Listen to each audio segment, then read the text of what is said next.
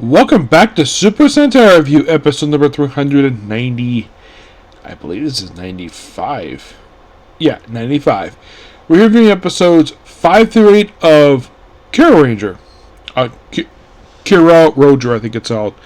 Yes, this ended up as episode 4, Power Rangers Dino Charge. So, this one we're discussing just 3 episodes this time, not 4. Purely because there's about 6 anime I gotta go through today. One of which I didn't know was going to release a dub today until I noticed basically I got a notification like, oh, they released a dub for it. Okay. It's going to be in the schedule. It's going to be, well, kind of interesting when I get to it. By the way, the first thing I'm going to do today is going to be As a Reincarnated Aristocrat. That's the first one. And then it's going to be Is Around Her Girl's Dungeon. And after that, it'll be Fairy 20 Years Quest. Excuse me. Then we're by half.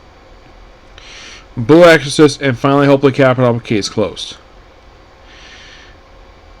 I think so. I think that's correct there. Yes. It looks like basically that Sundays is going to be occupied by at least 4 shows.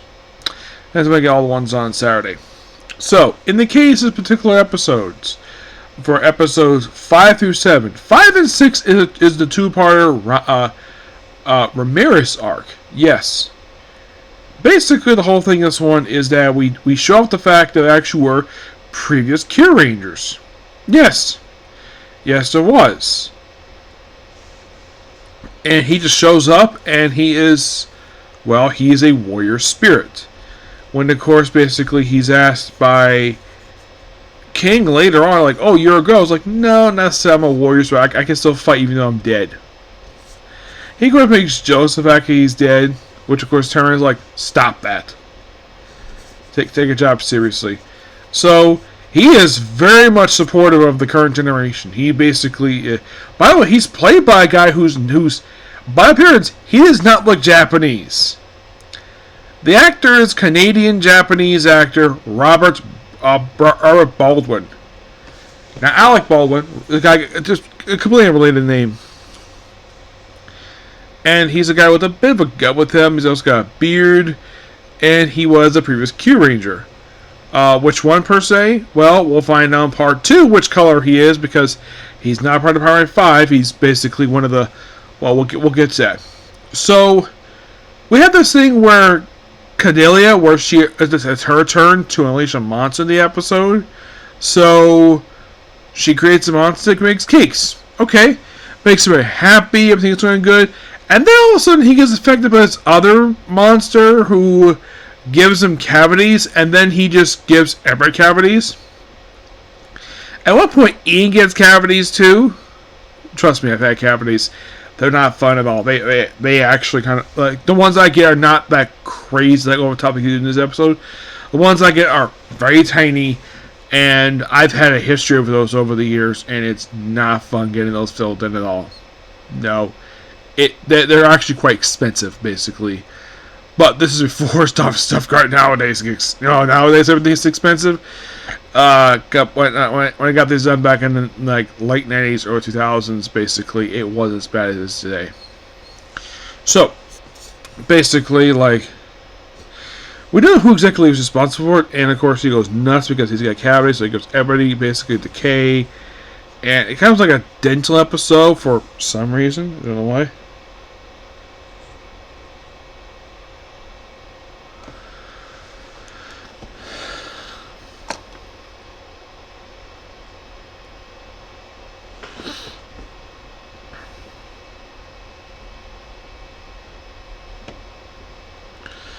Yeah. So eventually, of course, they do defeat the monster very end thanks to, Ian basically finding things weakness. The undercover stuff. And then, of course, it was also shown in the episode that the new Zord, Kiro, of course, that's was his partner. That he's still possessed by the end of the episode. It turns out he's done by another DOS monster.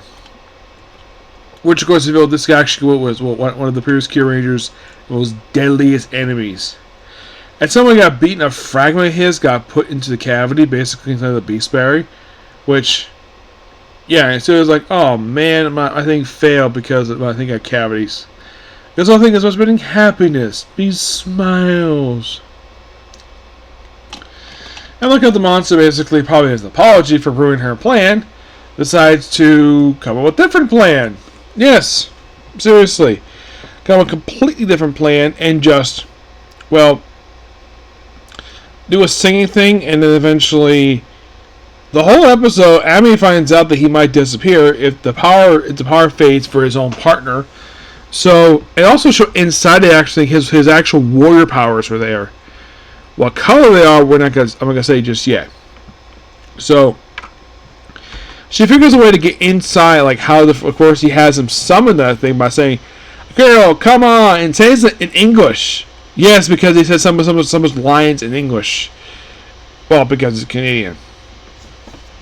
That's the reason for it. And he brings him to the surface. So they mentioned, I think it was in the previous episode, where they had this one particular battery that can actually make things flat.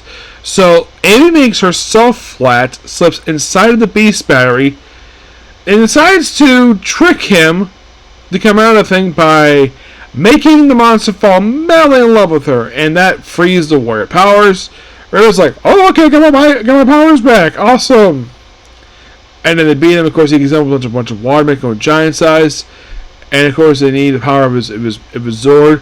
So then he morphs.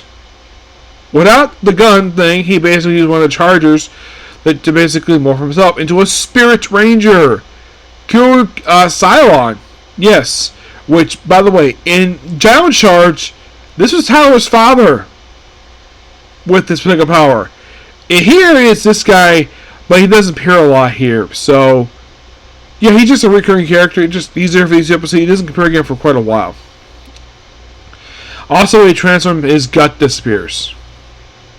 It could be because of suit, I'm not sure. So, eventually, of course, they do defeat the monster.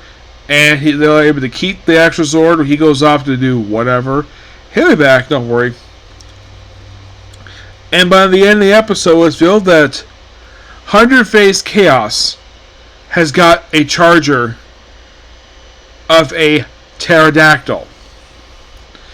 Which they don't show what this thing is until the very next episode, which... Next episode is more like setup for, per se. It's set up for the next 3 episodes. Excuse me, it's very much treated as a standalone episode, so he gets a chance to have a monster again. Like, okay. So make him angry by using using their own grunts to make copies of people, including the Rangers. We have evil Kyurangers. But like, wow, this is very early on they did it, because a lot of the time when they do these evil Rangers, they usually do it very late in the series. Not like 7 episodes in. I don't know why this is. It's just, that's kind of how it is here. So, like, they lose trust in it. And of course, where's King? Why? He goes back to Alan's first episode because he left his stuff at the island.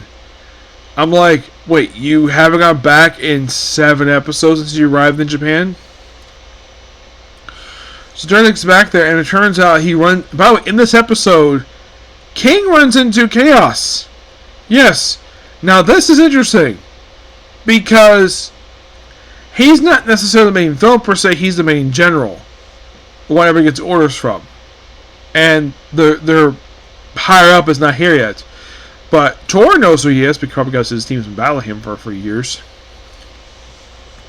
So he tracks him long enough so he can, well, eventually unseal the most mightiest Zord, a pterodactyl, in a volcano. Which, this is interesting because they did this also for Zoo Ranger with the pterodactyl Zord on that one. And those of you curious about Alba Ranger, they kept their Zords instead of another Zord. Yep. So that was a distraction, and eventually the monster is destroyed in the episode. It makes a copy of him via the other grunts going giant, like making combine themselves. It's a really fun episode, and it's dig around and he gets his hands on that thing. Now in Dino Charge, he already has a particular thing. He already has the charged battery, and he has the sword. Here he's given the thing by Chaos, which is just set up for the very next few episodes. But still great episodes overall. and I can't wait for the next 2 episodes. I have also decided now I'm not going to review the second Henshin movie. Well, with this one, there's actually a reason why. Because the Kyoryugers play no role in the movie at all. They're there for like a back. They're basically there for a very small appearance. They're there to cheer on Wizard. So I'm going to review that movie when I review Wizard. So when this movie is really good, it has nothing to do with the series at all. Nothing. It just features them. It's more paying for Go Busters than this one. Yes. So yeah, that's pretty much it. Particular review. Please be sure to like, comment, subscribe, turn notifications, do the dislike button. The next episode is a Comic Corner, and it's on to As Every Kind of Aristocrat, you have praise the rise in the world. Okay, next video. Bye.